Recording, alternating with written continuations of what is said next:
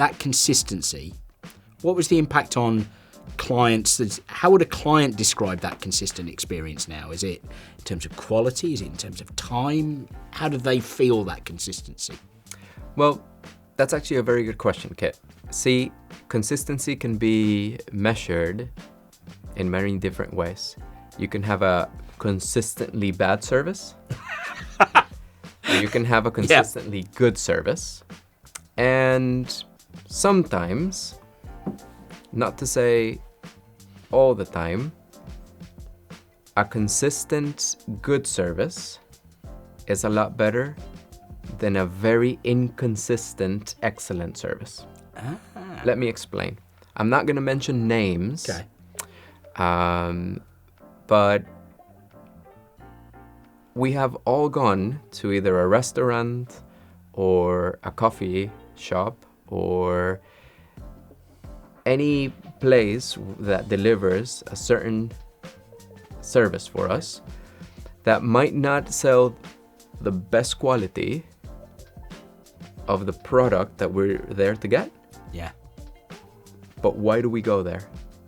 We go there because we know that our experience and the product is always going to look the same, even if we have to pay a little bit of a premium for that.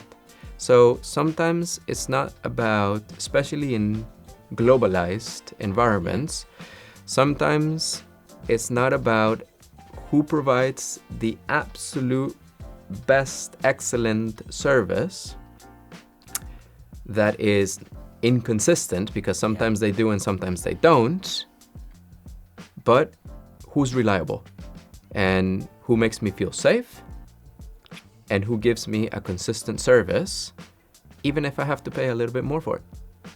That's a lovely example, actually. I love that restaurant example. There's one of my friends is CTO of Nando's, yeah, and that business is one that thrives on that consistently good service. It's not going to sell you Michelin-starred food, but as an experience for a family, that's how it gets successful. So consistently good doesn't have to be extraordinary. It has to be consistently good. I love that example. And for the people listening, there is a very big difference because you've heard me say and use the word flawless service a couple of times. A flawless service doesn't necessarily need to mean excellent without issues all the time. What it does mean is that when issues arise, we flawlessly address them and consistently address them when they come up. Okay. So our search for flawless service doesn't mean that we think or we hope that we'll never make mistakes. Not at all. Flawless service means that when issues do arise, we'll consistently fix them with the good client experience time and time again. Of course, we try to prevent them. Yeah, obviously, but you're absolutely right. Things do go wrong. It's a complicated world. Your world is ultra complicated.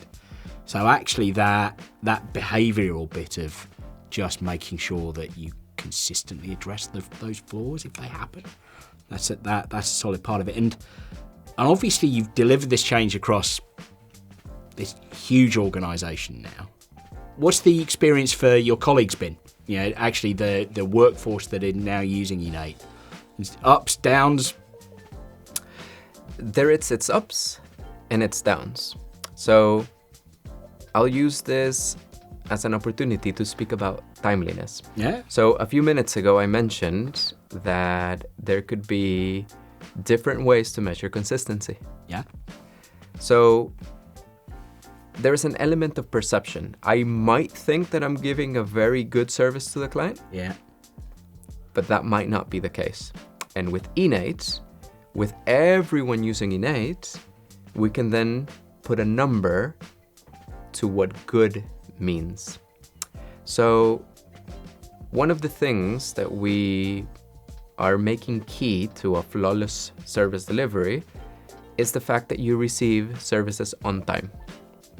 So let's go back to the restaurant analogy. Okay.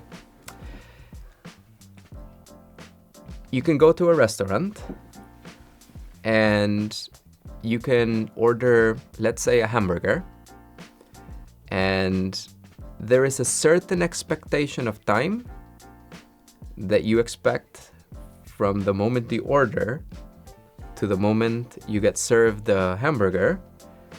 The menu won't say it, and it's not like we put KPIs on the restaurants that we visit, but inherently we expect that hamburger to arrive in a certain amount of time. I'm not going there for a 2-hour sit-down meal. Correct.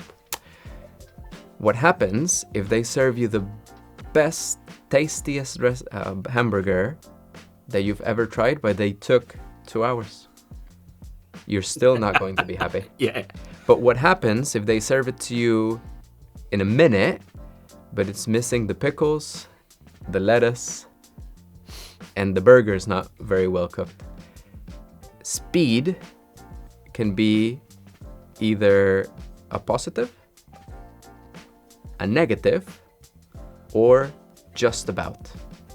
So with Enate, we're then able to measure what in our service, in our complex service delivery world, what that just about really means. And what we try to do is we try to measure every single piece of work that we deliver to our clients, be it emails or be it complex regulatory requirements.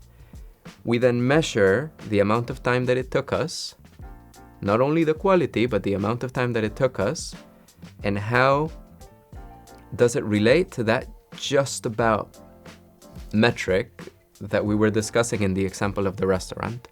So we aim for making sure that every single delivery, client service delivery output that we give, it's 96% in line with that just about metric that we understand that clients are either expecting it or not expecting it contractually, but expecting it as part of the delivery. It's Goldilocks service delivery. Not too hot, not too cold. Correct. Just right.